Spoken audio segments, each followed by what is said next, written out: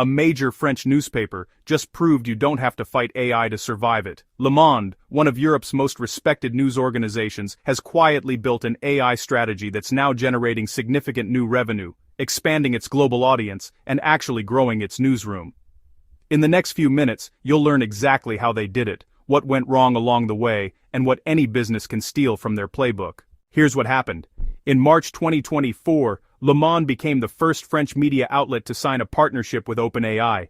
The deal allows OpenAI to use Le Monde's journalism to train its models and power ChatGPT responses. In return, Le Monde gets a substantial revenue stream and its articles are cited with logos, hyperlinks, and titles inside ChatGPT. Since then, Le Monde signed a similar deal with Meta covering Le Monde, Télérama, Huffington Post, and Nouvelle Obs, and they've reportedly engaged with Perplexity as well. But the deals are only part of the story. Think of it like this: if AI is a river that's going to flow whether you like it or not, Le Monde decided to build a dam and a hydroelectric plant instead of standing on the bank, complaining about the current. They started by blocking AI crawlers with an opt-out clause on all their websites in 2023. That was the leverage. Then they wrote an internal AI ethics charter specifying that generative AI cannot produce editorial content from scratch and cannot replace journalists. Only after setting those guardrails did they negotiate from a position of strength. So, what actually changed inside the newsroom? 3 things stand out. First, translation.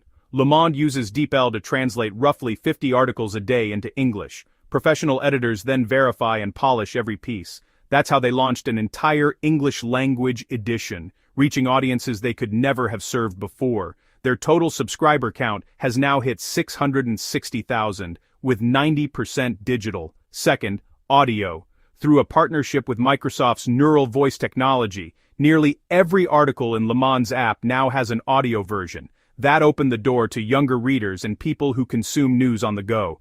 Third, investigation. Le Monde's fact-checking unit, Les Décodeurs, uses AI to sift massive datasets. As their investigative coordinator Maxime Vaudano put it, AI lets them go from 3,000 names to the 200 that actually matter. That's not replacing journalism, that's accelerating it.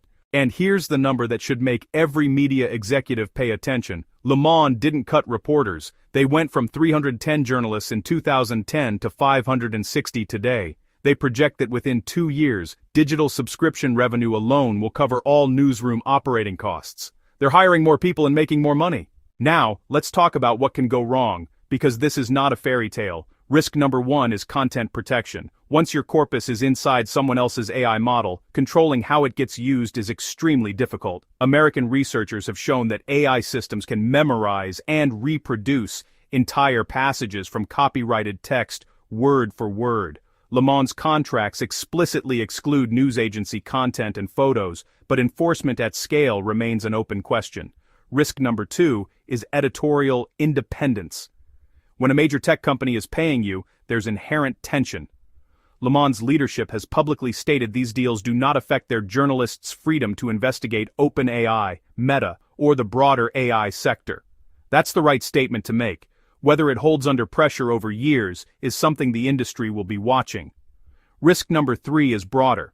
A coalition of nearly 100 NGOs, including Amnesty International France, published an open letter in Le Monde warning that AI as currently developed fuels a global exploitation system built on biased datasets that reinforce inequality. The structural risks of feeding authoritative journalism into systems that can also amplify disinformation are real and unresolved. And risk number 4 is the European regulatory gap. As columnist Arnaud Leparmentier argued in Le Monde, Europeans are getting a downgraded version of AI, and that delay in adaptation could hurt competitiveness. The Trump-Anthropic standoff over military AI use shows these tensions aren't theoretical, they're geopolitical. So, what should you actually do with all of this? Here are 5 concrete steps you can take in the next 30 days. 1. Audit your content assets. If your business produces original reports, data, analysis, or media, that corpus has value to AI companies. Know what you have before someone else scrapes it. 2. Implement technical opt-out controls now. Add robots.txt directives and AI-specific crawler blocks to your websites. This is your leverage for any future negotiation. 3. Write an internal AI usage policy before your team writes one for you by default. Le Monde's model is instructive. Define where AI assists and where humans decide. Put it in writing. 4. Test one AI-powered workflow this month. Pick translation, audio conversion, or data analysis.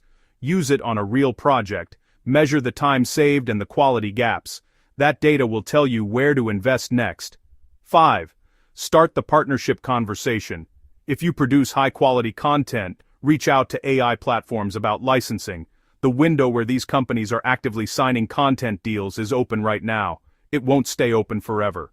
The core lesson from Le Monde's strategy is simple. Protect your assets, set your ethical boundaries, then negotiate aggressively to put AI to work for your mission instead of against it. That's not hype. That's a business model. If you want more breakdowns like this on how real organizations are navigating the AI landscape, subscribe to AI Blueprint and hit the notification bell. We'll see you in the next one.